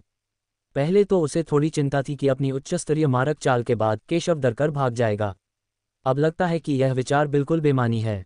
केशव इतना घमंडी है कि उसे अपनी औकात ही नहीं पता। मैंने सोचा कि वह वही सुप्रीमर्ड है जो पहले मारा गया था। उसने आगे पढ़ने की योजना भी नहीं बनाई थी। उसकी नज़र में केशव पहले ही मर चुका था। टकराना! धमाका! हालांकि इससे पहले कि वह ज्यादा देर तक खुश रह पाता, उसने एक जोरदार आवाज सुनी और उसके सामने का आकाश और पृथ्वी बुरी तरह से कांपने लगे। अगले ही पल एक चौंकाने वाली तलवार की रोशनी दिखाई दी, जिसने सीधे एक तलवार से चुजुवांजी की हत्या की चाल को काट दिया। धमाका! उसमें से एक आकृति निकली और पूरे व्यक्ति को जरा भी चोट नहीं लगी। तलवार की बची हुई शक्ति कहीं से प्रकट हुई और चुजुवांजी को मार डाला। वह कैसे संभव है? चुजुवांजी का चेहरा एकदम बदल गया। उसने कभी सोचा भी नहीं था कि केशव उसका हमला नाकाम कर देगा और उसे जरा भी चोट नहीं लगी। तलवार की ऊर्जा की अवशिष्ट शक्ति ने सीधे उस पर प्रहार किया। चुजुवांजी ने एक हल्के से प्रहार से उसे नष्ट कर दिया और उसे कोई नुकसान नहीं पहुंचाया, लेकिन अवशिष्ट शक्ति ने उसे कई कदम पीछे धकेल दिया। तुम मेरे हमले का सामना कैसे कर सकते हो? चुजुवांजी ने अविश्वास से केशव को देखा। उसने कभी सोचा भी नहीं था कि यह युवक इतना भयानक हो सकता है। कुछ भी असंभव नहीं है, बस आप बहुत कमजोर हैं, केशव ने शांति से कहा। अभिमानी! चुजुवांजी को केशव की बातें सुनकर बहुत गुस्सा आया, लेकिन एक पल के बाद वह गुस्से में हंसा। कोई आश्चर्य नहीं कि सभी महान बुजुर्ग आपके साथ कुछ नहीं कर सकते, आप वास्तव में सरल नहीं हैं। वह जानता था कि उसका हमला कितना शक्तिशाली है। वह दाजिया में नंबर 1 व्यक्ति था। दाजिया के शाही परिवार में छिपे हुए ताकतवर लोग भी उसके विरोधी नहीं हो सकते थे, लेकिन केशव उसके हमले का सामना करने में सक्षम था। वह समझ गया कि केशव के पास कोई रहस्य अवश्य होगा। जब उसने केशव को देखा तो उसकी आंखों में चमक आ गई। वह एक शिकारी की तरह अपने शिकार को देखकर उत्साहित हो गया। वह लालची हो गया और ईर्ष्या और जलन से भर गया। जब तक वह केशव का रहस्य प्राप्त कर लेता है, तब तक स्वर्गीय गिरोह क्षेत्र को तोड़ना कोई समस्या नहीं होगी। बेटे, तुम सचमुच असाधारण हो, लेकिन तुम अभी भी थोड़े छोटे हो। उसने केशव को तिरस्कार भरी नजरों से देखा और फिर सीधा हमला किया और केशव को पकड़ लिया। उसने अपने हाथों से मुहरें बनाई और एक पल में एक और शीर्ष स्तरीय हत्या की चाल संघनित हुई और अंतहीन शक्ति के साथ फट पड़ी। धमाका! एक ही चाल में उसने एक एक करके तारों को कुचल दिया और भारी बल के साथ केशव की ओर दौड़ा। प्रत्येक चाल पिछली चाल से अधिक शक्तिशाली है।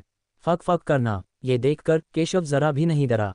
उसने अपनी तलवार घुमाई। तलवार की रोशनी अनंत आध्यात्मिक ऊर्जा से आच्छादित थी, मानो उसमें अनंत शक्ति भरी हो, और उसने आकाश और धरती पर बेतहाशा वार किए। टकराना! दोनों भयानक शक्तियां आपस में टकराईं, जिससे तुरंत ही आकाश और धरती पर एक बहुत तेज धमाका हुआ। ये भयानक शक्ति चारों दिशाओं में फैल गई, जिससे जमीन पर हजारों मीटर गहरा एक विशाल गड्ढा बन गया। चू शुआंजी ने हल्की सी भौहें चढ़ाईं, उसकी आस्तीनें फड़फड़ाने लगी और फिर उसकी गति फिर से बढ़ गई। अगले ही पल उसने हाथ हिलाया और हवा से अनगिनत हमले हुए, एक सघन समूह बना और वार करने लगे। एक और शीर्ष स्तरीय मार्शल आर्ट तकनीक। कई शक्तिशाली पुरुष भयभीत हुए बिना नहीं रह सके। जैसा कि फेग्यून संप्रदाय में नंबर 1 से उम्मीद की जाती है, उसकी ताकत अथाह है और मुझे आश्चर्य है कि उसके पास कितने घातक ट्रम्प कार्ड हैं। यदि वह स्वर्गीय गिरोह क्षेत्र को तोड़ने में सफल हो जाता है तो मुझे डर है कि दक्षिया में कोई भी उसका मुकाबला नहीं कर पाएगा। हालांकि केशव ने यह देखकर कोई परवाह नहीं की। चू जुवांजी के पास एक तुरुप का पत्ता था, लेकिन उसकी नज़र में ये तुरुप के पत्ते जिक्र के लायक नहीं थे। चाहे वह कितनी भी चालें चले, वह उन सभी को एक तलवार से तोड़ सकता था। धमाका! केशव बोल ही रहा था कि अचानक एक तलवार की धार फिर से फूट पड़ी। चाहे उसने कोई भी तरीका अपनाया हो, केशव ने तलवारबाजी के राज इस्तेमाल किए और एक ही तलवार से सारी रुकावटें काट दीं। जब इस तलवार को काटा गया तो अनगिनत हमले हवा में किए गए, उन सभी पर केशव की तलवार ने वार किया और एक धमाके के साथ शून्य में फट गए, टुकड़ों में बिखर गए और ज्वार की तरह बिखर गए। चू जुवांजी तलवार से इतना हिल गया कि उसे थोड़ा शर्मिंदा होकर पीछे हटना पड़ा। इस दृश्य ने अनगिनत प्रभावशाली दर्शकों को अचंभित कर दिया। मूल रूप से सोचा था कि जब चू जुवांजी दिखाई देंगे तो वह भयानक शक्ति और ताकत प्रदर्शित करेंगे और केशव निश्चित रूप से उनके प्रतिद्वंद्वी नहीं होंगे। लेकिन किसी को भी उम्मीद नहीं थी कि युद्ध शुरू होने के बाद से चू जुवांजी का सामना करते हुए केशव, जो कमजोर था, बिल्कुल भी कमतर नहीं था और यहाँ तक कि अपने प्रतिद्वंद्वी को दबा भी दिया। ये सब की उम्मीदों से परे था और बेहद चौंकाने वाला था। लड़के, तुम कौन हो? चू शुआंजी का चेहरा बेहद बदसूरत लग रहा था। इस पल उसे यकीन ही नहीं हो रहा था कि केशव तो बस एक छोटा लड़का है। उसने स्पष्ट रूप से अंदाजा लगाया कि केशव शायद कोई भूत प्रेत का भूत है जिसने तुम्हें मारा। केशव ने ये सुना और तिरस्कार से कहा। चू जुवांजी ने ये सुना तो उसका चेहरा बेहद बदसूरत हो गया। जाहिर है वह गलत नहीं था। केशव वाकई कोई साधारण इंसान नहीं था। इसमें कोई आश्चर्य नहीं कि इसकी ताकत इतनी भयानक है। इसमें कोई आश्चर्य नहीं कि अनगिनत सर्वोच्च बुजुर्ग और शक्तिशाली लोग पहले भी केशव के हाथों मारे गए। फक फक करना। हालांकि केशव एक ऐसा व्यक्ति था जिसने किसी और का शरीर धारण कर लिया था, फिर भी उसने उसे गंभीरता से नहीं लिया। ये सच था कि केशव एक ऐसा व्यक्ति था जिसने किसी और का शरीर धारण कर लिया था, लेकिन उसकी वर्तमान शक्ति केवल स्वर्ण भ्रूण क्षेत्र तक ही सीमित थी, जबकि वह स्वर्गीय गिरोह क्षेत्र तक पहुंचने से बस एक कदम दूर था। बेटे, अगर तुम मुझे मारना चाहते हो तो तुम्हें देखना होगा कि तुम्हारे अंदर ऐसा करने की ताकत है या नहीं। यह मत सोचना कि अगले कुछ कदमों में तुम जो चाहोगे वो कर सकते हो। आज मैं अपनी स्वर्गीय ज्ञान को साबित करने के लिए तुम्हारी जान ले लूंगा। उसने ठंडे स्वर में कहा, उसकी आंखों में ठंडी नजर थी। यद्यपि केशव सरल नहीं है, वह बिल्कुल भी डरता नहीं है, क्योंकि उसे ऐसा महसूस हुआ जैसे उसे अचानक एहसास हुआ हो और अंततः वह समझ गया हो कि वह स्वर्गीय गिरोह क्षेत्र को क्यों नहीं तोड़ सका। ताओवाद का पालन करना स्वाभाविक रूप से स्वर्ग की इच्छा के विरुद्ध है और वह बहुत लंबे समय से सुचारू रूप से चल रहा है, इसलिए वह स्वर्गीय गिरोह क्षेत्र को तोड़ नहीं पा रहा है। उसके पास कोई अवसर नहीं है। और जब उसने इस समय केशव को देखा तो उसे अंततः स्वर्गीय गिरोह क्षेत्र को तोड़ने का एक रास्ता मिल गया। उसने केशव को स्वर्गीय गिरोह क्षेत्र को भेदने के अपने रास्ते में एक बाधा माना। अगर वह इस बाधा को सफलतापूर्वक पार कर लेता तो वह स्वर्गीय गिरोह क्षेत्र को भेदने में सक्षम हो जाता। इसलिए हालांकि वह जानता था कि केशव एक ऐसा व्यक्ति है जिसने किसी और के शरीर पर कब्जा कर लिया है, उसे न केवल जरा भी डर नहीं लगा बल्कि थोड़ा उत्साह भी महसूस हुआ। अगर वह केशव को मार देता तो वह स्वर्गीय गिरोह क्षेत्र को भेदने और दक्षिया में सबसे शक्तिशाली बनने में सक्षम हो जाता। चू शुआंजी के हर शब्द के साथ उसका आभामंडल और भी शक्तिशाली होता जा रहा था। उसका आभामंडल स्वर्ग और धरती में विलीन हो रहा था। उसके चारों ओर जमा अनगिनत काले बादल मानो इस समय छल कपट से प्रभावित हो रहे थे और एक अंतहीन काले हाथ में बदल रहे थे जो केशव को दबा रहा था। गड़गड़ाहट। ऐसा लग रहा था जैसे उसकी भयानक आभा स्वर्ग और पृथ्वी को दबा देगी, जिससे सैकड़ों मील का क्षेत्र उसके हमले से ढक गया, जिससे केशव बच नहीं सका। ये पिछले मारक प्रहार से भी ज्यादा शक्तिशाली था। ताड़ के पेड़ से ढका हुआ क्षेत्र कई हजार फीट मोटा था, मानो किसी अदृश्य पर्वत जैसा। ऐसा लग रहा था मानो पूरी दुनिया इस ताड़ के पेड़ के प्रहार से ढह जाएगी। इस एक चाल की तुलना में केशव एक चींटी जैसा है, कहने लायक भी नहीं, चींटी से भी छोटा। इस चाल के सामने उसे अपने अस्तित्व का कोई एहसास ही नहीं है। बूम! एक चौंकाने वाला हथेली का प्रहार किया गया और केशव पूरी तरह से हथेली के प्रहार से ढक गया और जोर से जमीन पर गिर गया। एक जोरदार धमाके के साथ विस्फोट हुआ। धमाका! इस क्षण पूरी धरती हिल रही थी, अनगिनत पहाड़ और पत्थर के जंगल ढह गए। फेग्यून संप्रदाय, जो पहले ही युद्ध में धराशायी हो चुका था, एक हथेली के प्रहार से फिर सैकड़ों मीटर पीछे धकेल दिया गया। पृथ्वी पर एक विशाल हाथ का निशान फैला हुआ था जिसका कोई अंत दिखाई नहीं दे रहा था, और तूफान एक गर्म लहर की तरह घूमता हुआ आकाश में उड़ गया। पूरी दुनिया इस हथेली के नीचे लगातार कांपती हुई प्रतीत हो रही थी। हालांकि चुजुवांजी ने स्वर्गीय गिरी क्षेत्र को नहीं तोड़ा था, लेकिन उसकी ताकत को कम नहीं आंका जाना चाहिए। वह लगभग स्वर्गीय गिरी क्षेत्र तक पहुंच सकता था। अगर वह लापरवाही से एक हथेली भी उड़ा देता तो उसमें स्वर्ग और पृथ्वी की शक्ति समाहित होती, जो स्वर्ग और पृथ्वी की शक्ति से हमला करने के बराबर थी। और स्वर्ग और पृथ्वी कितने भयानक और शक्तिशाली हैं। चुजुवांजी के हथेली के प्रहार से पूरे फेग्यून संप्रदाय का अस्तित्व समाप्त हो गया। हालांकि चुजुवांजी के लिए उसे जरा भी हिचकिचाहट महसूस नहीं हुई। अपनी ताकत के इस स्तर पर पहुंच जाने के बाद वह बहुत पहले ही सारी सांसारिक भावनाएं खो चुका था और फेग्यून संप्रदाय से बंधा नहीं रह सकता था। इससे भी अधिक, भले ही फेग्यून संप्रदाय नष्ट हो गया हो, जब तक वह वहां था तब भी इसे फिर से बनाया जा सकता था और दक्षिया में शीर्ष शक्ति बन सकता था। बेटे, अगर तुम किसी को दोष देना चाहते हो तो मेरी ताकत को कम आंकने के लिए खुद को दोष दो।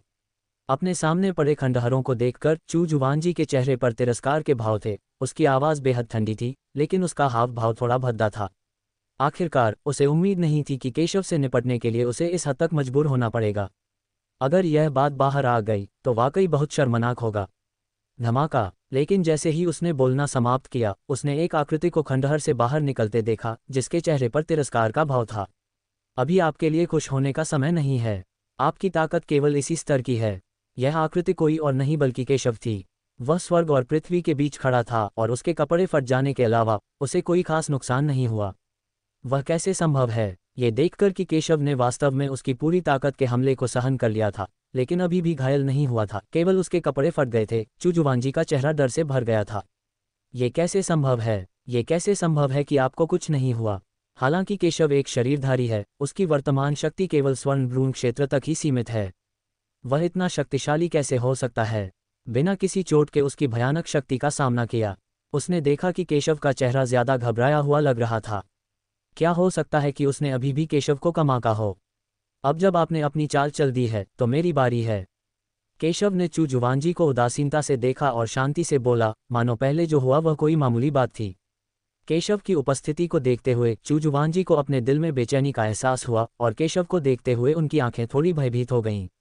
अगले ही पल उसे थोड़ा गुस्सा और शर्मिंदगी महसूस हुई।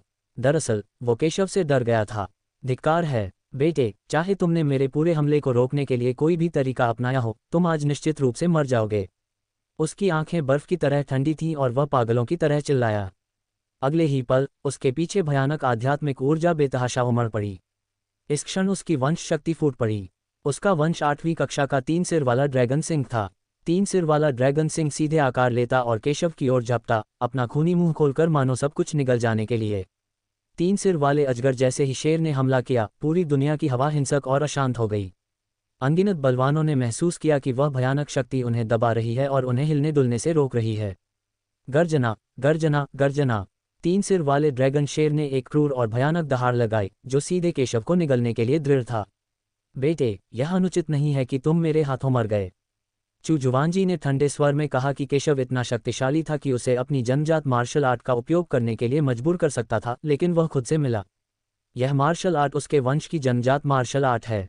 वंश की शक्ति का विस्फोट सबसे शक्तिशाली शक्ति को उजागर कर सकता है। यह मूल रूप से उसका तुरुप का पत्ता था, लेकिन उसने आज केशव से निपटने के लिए इसका इस्तेमाल किया, जिससे वह केशव को घृणा से देखने लगा। फक फक करना! केशव ने 3 सिर वाले ड्रैगन शेर को देखा, लेकिन उसने परवाह नहीं की। एक राक्षस, तुम मुझे खा जाना चाहते हो? मेरे लिए उसे मार डालो। उद्धरण चिन्ह! केशव की आंखों में एक ठंडी रोशनी चमक उठी और उसने हाथ में ली किंगशुआन तलवार उठाई और आकाश में वार किया। तलवार की 3 किरणें सीधे आकाश में वार करती हुईं। लेकिन जब उसे काट दिया गया तो वह अजेय हो गया। जहां से भी वह गुजरा कोई रुकावट नहीं थी और वह तुरंत 3 सिर वाले अजगर शेर पर जा गिरा। इस समय तीनों सिर काट दिए गए। मूल रूप से चूजुवानजी ने सोचा था कि अगर केशव एक सिर भी झेल सकता है तो भी 2 सिर बच जाएंगे। हालांकि केशव ने कार्रवाई की और सीधे तीनों सिर काट दिए। धमाका! जिस क्षण 3 सिर फटे, 3 सिर वाला ड्रैगन शेर तुरंत अंतहीन धुएं में बदल गया और गायब हो गया। धमाका! विशाल अवशिष्ट शक्ति सभी दिशाओं में फैल गई। पफ! 3 सिर वाले ड्रैगन शेर के नष्ट होते ही चूजुवानजी को भी जबरदस्त प्रतिक्रिया का सामना करना पड़ा। उसका चेहरा बदसूरत लग रहा था और वह इस दृश्य को अस्वीकार्यता से देख रहा था। उसके अंदर से गुस्से और जानलेवा इरादे उमड़ पड़े और उसने चाहा कि वो केशव को जिंदा ही खा जाए। उसने कभी नहीं सोचा था कि केशव की ताकत इतनी भयानक होगी कि वह उसकी जन्मजात मार्शल आर्ट को भी नष्ट कर देगा। यह उनके चेहरे पर एक स्पष्ट तमाचा था, उनका एक पागल मजाक था। और क्या कर सकते हो? बस दिखावा करो, मैं तुम्हारा इंतजार कर रहा हूं। केशव ने उस पर मुस्कुराते हुए कहा। उसका स्वर अभी भी शांत था, लेकिन जो कोई भी उसके शब्दों को सुनता था वह अहंकार और अहंकार की तीव्र भावना महसूस कर सकता था। शर्म करो! केशव के शब्दों ने चूजुवानजी का चेहरा बेहद बदसूरत कर दिया, मानो उसके दिमाग में बिजली गिर गई हो। पहले से भी ज्यादा हिंसक आभा उससे फूट पड़ी, जिससे उसके लिए अपनी जानलेवा मंशा को दबाना नामुमकिन हो गया। लड़के, तुम मौत को दावत दे रहे हो, चूजुवानजी ने दांत पीसते हुए कहा। धमाका! उसने मुंह भर खून थूका और उससे भी ज्यादा तेज धार निकली। और भी ज्यादा तेज गति से वह गुस्से से चिल्लाया, चाकू लाओ! अगले ही पल फेग्युन संप्रदाय के सैन्य मकबरे की गहराई से एक प्राचीन लंबी तलवार ने कुछ महसूस किया और बेतहाशा कांपने लगी, फिर जमीन से उठी और बहुत तेज गति से सीधे आकाश में जा गिरी और चूजुवानजी के हाथ में आ गई। चाकू के हैंडल पर 2 छोटे छोटे अक्षर उकेरे गए हैं, आत्मा का वध करो। आत्महत्या तलवार, ये फेग्युन संप्रदाय की पहली तलवार है। एक चाकू बाहर निकाला गया, स्विश स्विश स्विश। एक अत्यंत भयानक ब्लेड लाइट एक मजबूत और जानलेवा आभा लेकर मारने के लिए बाहर निकली। तलवार 100 फुट की दूरी तक पहुंचती हुई बेहद भयानक कतती हुई। जहां से भी गुजरती कोई रुकावट नहीं होती और वह केशव को एक ही वार में टुकड़े टुकड़े कर देने पर आमादा थी। जैसे ही केशव ने चाकू देखा उसकी नज़रें बदल गईं। इस चाकू की गुणवत्ता तो स्वर्ग से भी बढ़कर है। साधारण हथियारों की श्रेणियां स्वर्ग से पृथ्वी तक होती हैं, जिनमें स्वर्ग श्रेणी सबसे ऊंची होती है। स्वर्ग श्रेणी के बाद राजा, सम्राट, संत, देवता और ताओ श्रेणी होती है। और यह हथियार राजा स्तर तक पहुंच गया है। ये केशव के सामने अब तक का सबसे उच्च स्तरीय हथियार है। विनाश की भयावह आभा लिए एक तलवार निकली और सीधे केशव की ओर गिरी, जिससे अंतरिक्ष में कई हजार मीटर का अंतर खुल गया, जिससे आसपास का स्थान लगातार विकृत होता गया। इस क्षण आसपास का स्थान विकृत हो गया। गड़गड़ाहट! इस क्षण आकाश में छाए काले बादल भी नष्ट हो गए। हवा में गायब हो जाओ! एक चौंकाने वाला तलवार प्रहार! इसे सीधे काट दो! ये तो बस एक राजा स्तर का हथियार है। हालांकि केशव थोड़ा हैरान था, लेकिन ये बस एक संयोग था। अपने पिछले जन्म में वह स्वर्ग का सर्वोच्च प्राणी था और उसने अनगिनत उच्च स्तरीय हथियार देखे थे। इस जन्म में ये पहली बार था जब उसे राजा स्तरीय हथियार का सामना करना पड़ा था और उसने इसे बिल्कुल भी गंभीरता से नहीं लिया। और उनकी नज़र में असली ताकत हथियार नहीं, बल्कि हथियार का इस्तेमाल करने वाला व्यक्ति है। उसके हाथ में अरोड़ा तलवार प्रकट हुई। यह एक ऐसा हथियार है जो जमीनी स्तर का हथियार भी नहीं है। हालांकि जब केशव ने तलवार को बुलाया तो अरोड़ा तलवार ने केशव की लड़ाई की भावना को महसूस किया और यह कंपन और गुनगुनाने लगी, मानो उत्साह से जयकार कर रही हो। काटना! केशव ने ठंडे स्वर में चिल्लाया और अरोड़ा तलवार को जोर से घुमाया। एक चौंकाने वाली तलवार की रोशनी, जो चूजुवानजी की तलवार से भी अधिक शक्तिशाली थी, ने तलवार की रोशनी को सीधे रोक दिया। वह कैसे संभव है? चूजुवानजी को यह दृश्य देखकर विश्वास नहीं हुआ।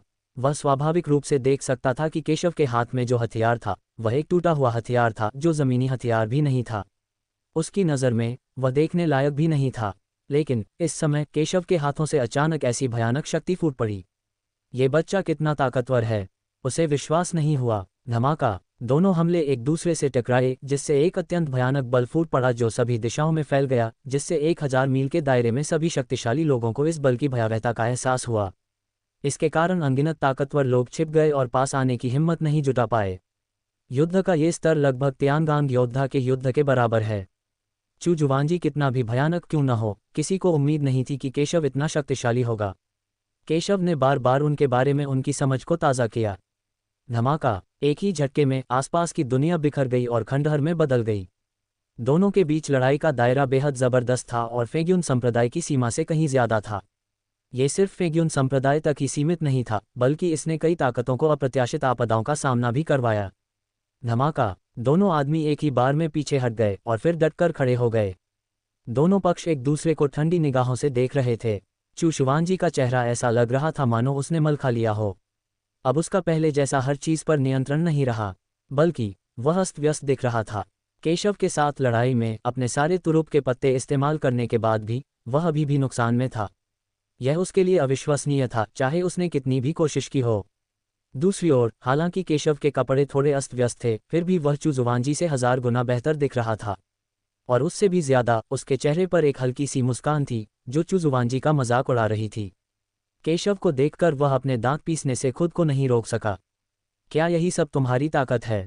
यदि आपके पास कोई अन्य तरकीबें हैं तो उन्हें जल्दी से उपयोग करें, अन्यथा आपके पास कोई मौका नहीं होगा। केशव ने अपने मुंह के कोनों को थोड़ा ऊपर उठाकर चू जुवांजी की ओर देखा। अभिमानी, अभिमानी। उसके रवैये से चू जुवांजी के चेहरे की मांसपेशियां अनायास ही मुड़ गईं, और जब उसने केशव को देखा तो उसकी आंखें लाल हो गईं, मानो वह कोई शैतान हो। धिक्कार है, तुम छोटे कमीने। चूंकि तुम मरना चाहते हो, मैं तुम्हारी इच्छा पूरी करूंगा। चू जुवांजी ने केशव को जानलेवा इरादे से घूरा और उसके मुंह से दांत पीसने की आवाज आई। आत्मा तोड़ने वाला और आत्मा का वध करने वाला। उसने अपनी गुप्त तकनीक का इस्तेमाल किया, जिससे उसकी शक्ति का विस्फोट हो गया।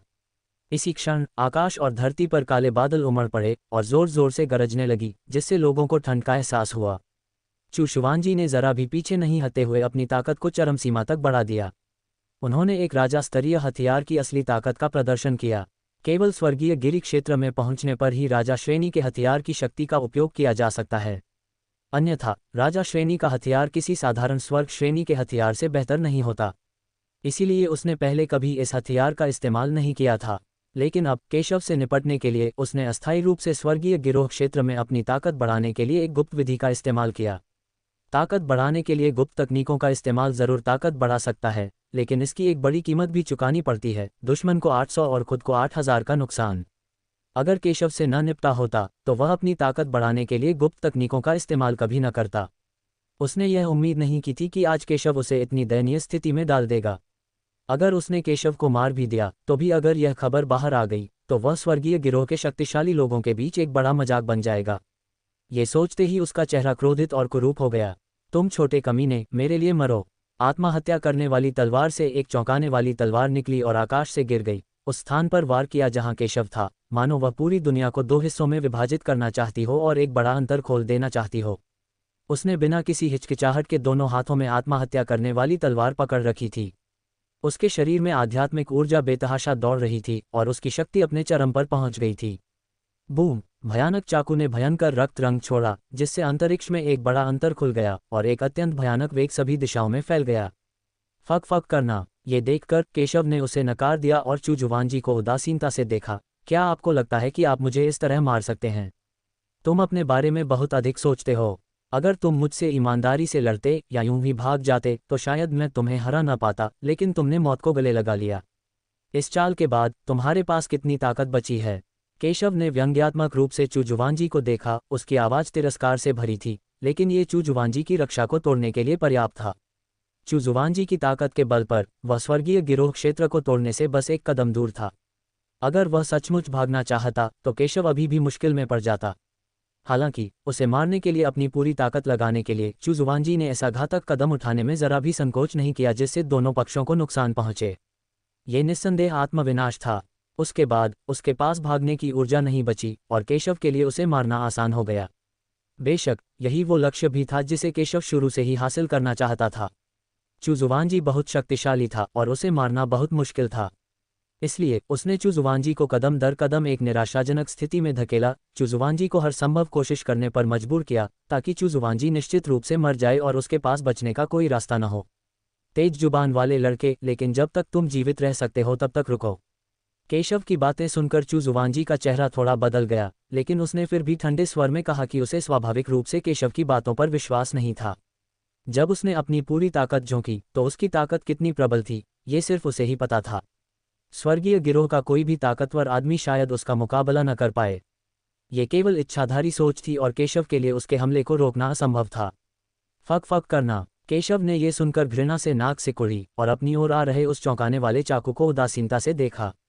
इस चाकू की ताकत इतनी जबरदस्त थी कि इसे केशव का अब तक का सबसे शक्तिशाली हमला कहा जा सकता था। उसे खतरे का एहसास हुआ और उसे इसे गंभीरता से लेना पड़ा, लेकिन उसका पीछे हटने का कोई इरादा नहीं था, बल्कि वह एक कदम आगे बढ़ा। धमाका! उसमें से एक भयानक लड़ाकू भावना फूट पड़ी और उसकी भयानक तलवारबाजी पूरे स्थल पर फैल गई। वह स्वर्ग और पृथ्वी के बीच तलवार की तरह खड़ा था। मनुष्य और तलवार एक हो गए। तोड़ना! केशव ने ठंडे स्वर में कहा। अरोड़ा तलवार को पकड़े हुए उसने एक कदम आगे बढ़ाया और एक खूबसूरत तलवार की रोशनी निकाली, एक रहस्यमय आभा लेकर उसकी ओर वार किया। फक फक करना! केशव की तलवार देखकर चुजुवांजी ने ठंडी सांस ली। उसने सोचा था कि केशव को थोड़ा आत्मविश्वास है, लेकिन ये बस यूं ही था। हालांकि यह चाल वाकई आसान नहीं थी, फिर भी यह उसकी चाल का मुकाबला करने के लिए बहुत कमजोर थी। धमाका! हालांकि उसके चेहरे पर एक गहरी गर्जना गूंज उठी और विशाल अवशिष्ट शक्ति चारों दिशाओं में फैल गई, जिससे भागते हुए अनगिनत योद्धाओं को उस साहस का एहसास हुआ और उनके चेहरे एकदम बदल गए। वे स्पष्ट रूप से बहुत दूर भाग गए थे, लेकिन फिर भी प्रभावित थे। गड़गड़ाहट! यहाँ तक कि चुजुवांजी भी इस बल से उड़ गए और सैकड़ों मीटर बाद रुक गए। वह कैसे संभव है? उसका चेहरा बेहद बदसूरत था और वह अविश्वास से उस दृश्य को देख रहा था। उसने देखा कि जैसे ही उसका वार केशव की तलवार से टकराया, वह नाकाम होने लगा। वह जानता था कि उसकी चाल कितनी शक्तिशाली है। गुप्त तकनीक का इस्तेमाल करने के बाद वह लगभग स्वर्गीय गिरोह राज्य जितना ही शक्तिशाली हो गया था। फेग्यून संप्रदाय के खजाने राजा स्तरीय हथियार के साथ मिलकर उसकी शक्ति बेहद भयानक थी। उसे उम्मीद नहीं थी कि केशव वास्तव में उसके हमले को नाकाम कर देगा। हन्फ, लेकिन अगर हमला नष्ट हो गया तो क्या होगा? तुम फिर भी मेरे हाथों मर गए। हालांकि दो हमलों की टक्कर से अपने सामने की दुनिया को तबाह होते देख चुजुवांजी राहत की सांस लिए बिना नहीं रह सका। हालांकि केशव ने इस चाल को रोक दिया था, फिर भी आज उसके पास कोई रास्ता नहीं था। तुम मेरी पूरी ताकत के नीचे मरने में सक्षम हो। बूढ़े आदमी, क्या तुम जल्दी ही खुश नहीं हो गए? हालांकि जैसे ही उसने बोलना समाप्त किया, उसने एक उपहासपूर्ण आवाज सुनी और अगले ही पल एक आकृति टूटे हुए शून्य से बाहर निकली। केशव और चुजुवांजी के बीच लड़ाई इतनी जबरदस्त थी कि जमीन आसमान हिल गया। वह उसमें फंस गया, लेकिन जल्द ही फिर से प्रकट हो गया। क्या क्या? केशव को फिर से बाहर निकलते देख चुजुवांजी अपनी आंखें बड़ी कर लीं और अविश्वास से केशव को देखने लगीं। उनकी आंखें सदमे में बदल गईं और उनका पूरा शरीर कांप उठा। नहीं, यह असंभव है। आप इस बूढ़े आदमी के हमले से कैसे बच सकते हैं? चुजुवांजी ने इस दृश्य को देखा, इसे स्वीकार करने में असमर्थ, जैसे कि वह एक भूत को देख रहा था, और पागलों की तरह चाकू से केशव पर हमला कर दिया। लगभग उसी समय उसके सामने एक शून्य फट गया और वह सीधे उसमें जा गिरा। जैसा कि केशव ने कहा था, उसने केशव से निपटने के लिए अपनी अधिकांश शक्ति खर्च कर दी थी। अगर वह लड़ता रहा तो वह निश्चित रूप से केशव का प्रतिद्वंद्वी नहीं होगा। वह अंततः इस बिंदु पर आ गया है, वह मरना नहीं चाहता। फक फक करना! केशव को जरा भी हैरानी नहीं हुई जब उसने देखा कि वह भागना चाहता है। उसने ठंडी सांस ली, हाथ उठाया और तलवार घुमाकर सीधे आगे बढ़ते चाकू को काट दिया। फिर वह एक कदम आगे बढ़ा और चुजुवांजी के पीछे चल पड़ा। चूंकि उसने आज कार्रवाई की थी, इसलिए वह स्वाभाविक रूप से चुजुवांजी को जीवित नहीं रहने दे सकता था। चुजुवांजी के भागने के कुछ देर बाद ही वह राहत की सांस लेने ही वाला था कि उसका चेहरा अचानक बदल गया और वह तेजी से पीछे हट गया। अपनी मूल स्थिति में एक तलवार की किरण सीधे उस पर आ गिरी। जिस व्यक्ति ने कार्रवाई की वह कोई और नहीं बल्कि केशव था। क्या तुम्हें लगता था कि तुम बच निकलोगे? केशव दुनिया में शांति से दिखाई दिया। उसके मुंह के कोने थोड़े ऊपर उठे हुए थे, जो चुजुवांजी की शर्मिंदा उपस्थिति के साथ एक तीव्र विपरीतता बना रहा था। केशव के शांत शब्दों ने चुजुवांजी को क्रोधित और शर्मिंदा कर दिया। ये बहुत शर्मनाक था। लड़के, तुम कौन हो? चुजुवांजी ने केशव को देखा और दांत पीसते हुए कहा। उसने उम्मीद नहीं की थी कि वह गोल्डन एम्ब्रियो दायरे में एक व्यक्ति से हार जाएगा, जिससे उसे अनिच्छा महसूस हुई। वह जानना चाहता था कि केशव कौन था। उस बलवान व्यक्ति ने दूसरा शरीर धारण किया और पुनर्जन्म लिया। मृत आदमी, इतना जानने की कोई जरूरत नहीं है। केशव ने जब ये सुना तो उसने तिरस्कार से कहा कि उसने शुरू से ही चुजुवांजी को गंभीरता से नहीं लिया। अगर वह चुजुवांजी से निपट भी नहीं सकता तो उसकी हजारों सालों की साधना बेकार हो जाएगी। लानत है, लानत है! केशव की बातें सुनकर चुजुवांजी ने पागलों की तरह कहा कि उसने अपने दिल का गुस्सा दबा लिया है। वह इस समय केशव से बात करने के लिए भी तैयार था। अगर वह मर भी गया तो आंखें बंद करके ही मरेगा। केशव की पहचान जानकर वह अब और विरोध नहीं करेगा। आखिरकार एक शीर्ष विशेषज्ञ के हाथों मरना कोई दुख की बात नहीं है। लेकिन उसे उम्मीद नहीं थी कि केशव उसे बिल्कुल भी गंभीरता से नहीं लेगा। उसने केशव से बहुत विनम्रता से बात की, लेकिन केशव ने उसे बार बार अपमानित किया। यह बहुत शर्मनाक और अपमानजनक था और वह इसे किसी भी कीमत पर स्वीकार नहीं कर सका। बेटे, तुमने मुझे ऐसा करने पर मजबूर किया। अगर मैं मर भी गया तो भी मैं तुम्हारे शरीर का एक टुकड़ा काट लूंगा।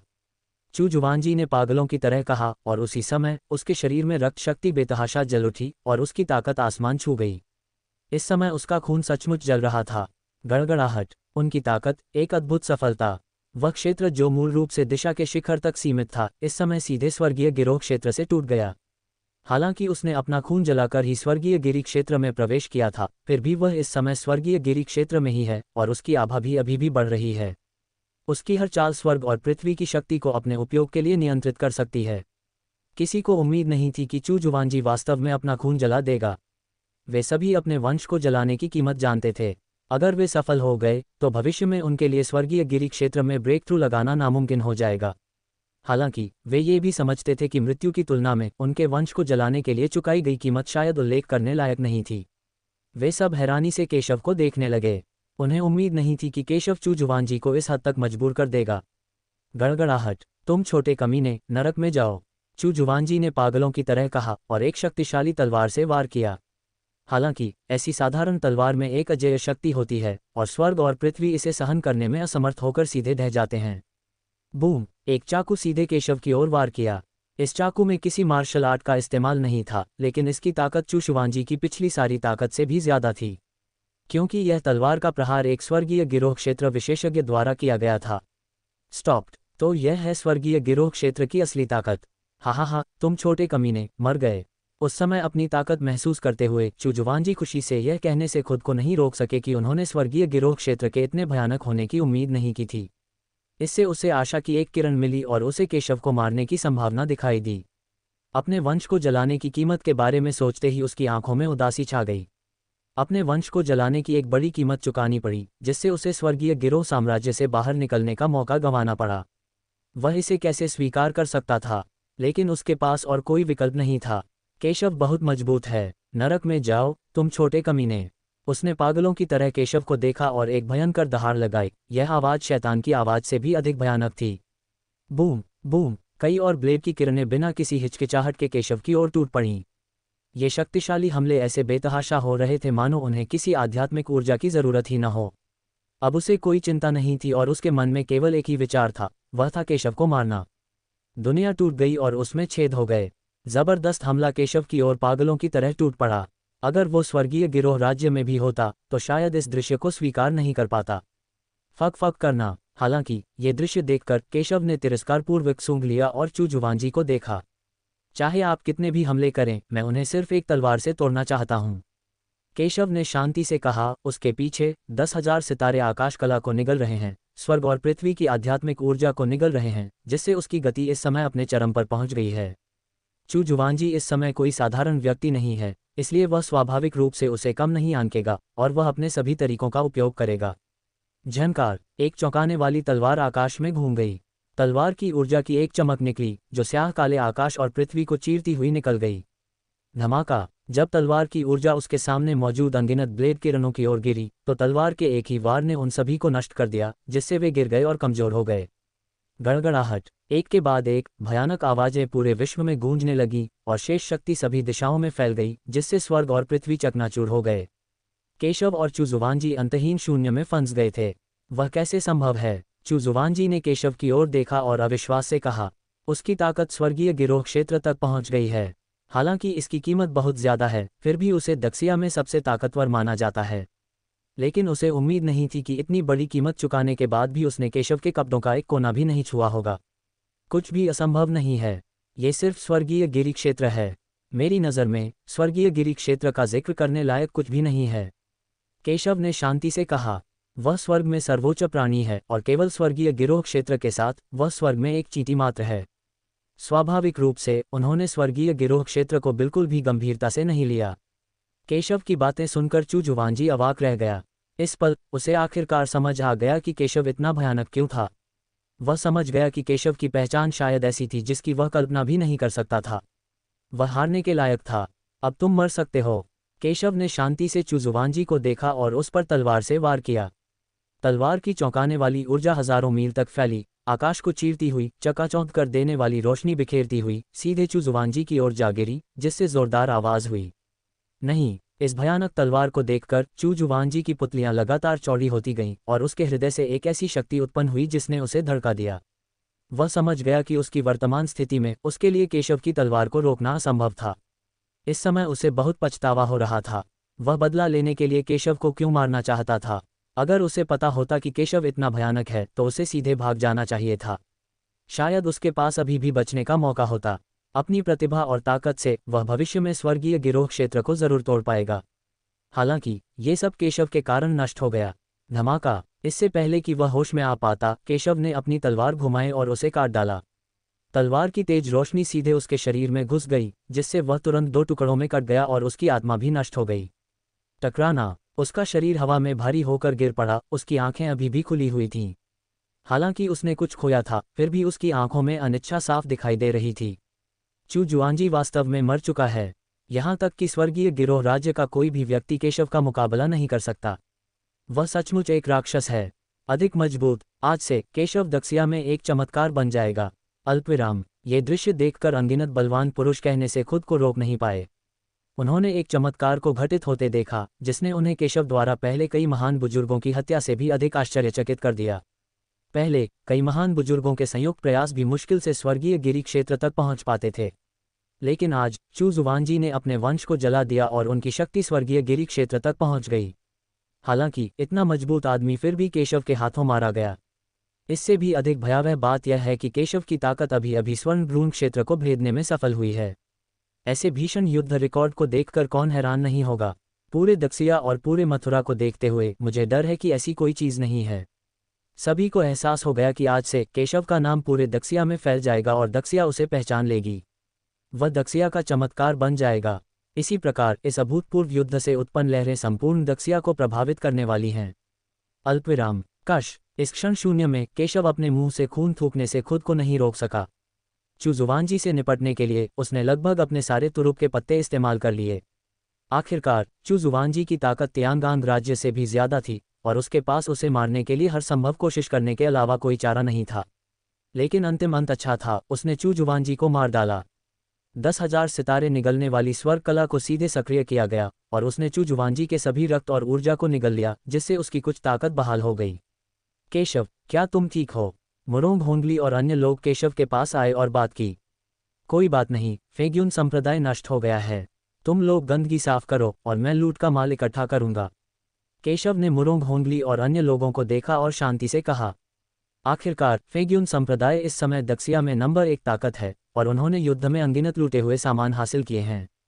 हालांकि अब कोई भी लालची होने की हिम्मत नहीं करता, क्योंकि उन्होंने केशव की भयानक ताकत देख ली है।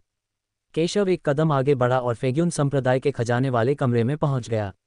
इस खजाने वाले कमरे को पिछली लड़ाई के बाद भी कोई नुकसान नहीं पहुंचा था। केशव ने लापरवाही से खजाने का कमरा खोला।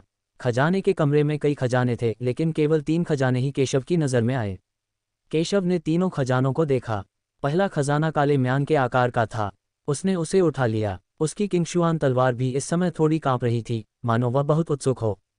चिंता मत करो, एक बार जब मैं अपनी ताकत वापस पा लूंगा तो मैं इसे आपके विकास में मदद करने के लिए आपके साथ एकीकृत करूंगा। केशव ने अरोड़ा तलवार के उत्साह को देखा और शांति से कहा, यह एक तलवार भ्रूण है जो अरोड़ा तलवार को अपने ग्रेड में सुधार करने और इसकी क्षमता को पूरक करने में मदद कर सकता है। मूल रूप से, यदि यह संभव नहीं था तो अरोड़ा तलवार केवल जुबान स्तर पर हमेशा के लिए रुकने में सक्षम होगी, लेकिन शून्य तलवार भ्रूण का सामना करने के बाद केशव अरोड़ा तलवार को अपने ग्रेड को अपग्रेड करने और मजबूत बनने में मदद कर सकता है। इसलिए अरोड़ा तलवार बहुत उत्साहित थी। इस लड़ाई के बाद हालांकि केशव को हथियार के ग्रेड की परवाह नहीं थी, लेकिन मजबूत हथियार स्पष्ट रूप से उसे अधिक निपुण बना देंगे। हालांकि उसके हाथों में अन्य खजाने हैं, जैसे कि तियानिक्सुआन हथियार जो उसने पहले प्राचीन युद्ध के मैदान में प्राप्त किया था। उसका पसंदीदा अभी भी अरोड़ा तलवार है, इसलिए वह अरोड़ा तलवार की ताकत में सुधार करने में मदद करने से गुरेज नहीं करता है। बेशक अगर दूसरे लोगों को पता चलता कि केशव ने सिर्फ किंगशुआन तलवार की गुणवत्ता सुधारने के लिए ऐसे तलवार भ्रूण का इस्तेमाल किया है, तो वे उसे संसाधनों की बर्बादी के लिए जरूर कोसते। मूल रूप से इस तलवार भ्रूण की खोज फेग्युन संप्रदाय के नेता ने अपनी तलवार सुधारने के लिए की थी, लेकिन अब ये केशव के लिए एक बड़ा सौदा बन गया है। दूसरा खजाना एक जेड पेंडेंट था जो भेड़ के बच्चे की चर्बी वाले जेड जितना चिकना, हथेली के आकार का लगभग आधा और प्राचीन और साधारण आकार का था। इसे यूं ही इधर उधर की चीज़ों के ढेर में फेंक दिया गया था और जाहिर है इसे गंभीरता से नहीं लिया गया था, लेकिन केशव एक नज़र में ही सुराग समझ गया। ये खाली क्रिस्टल जेड का एक टुकड़ा है जो खेती के लिए बहुत फायदेमंद है। केशव ने इसे अपनी बाहों में रखा, इसे परिष्कृत करने और लिंग र को उपहार के रूप में देने के लिए तैयार। स्टॉप्ड।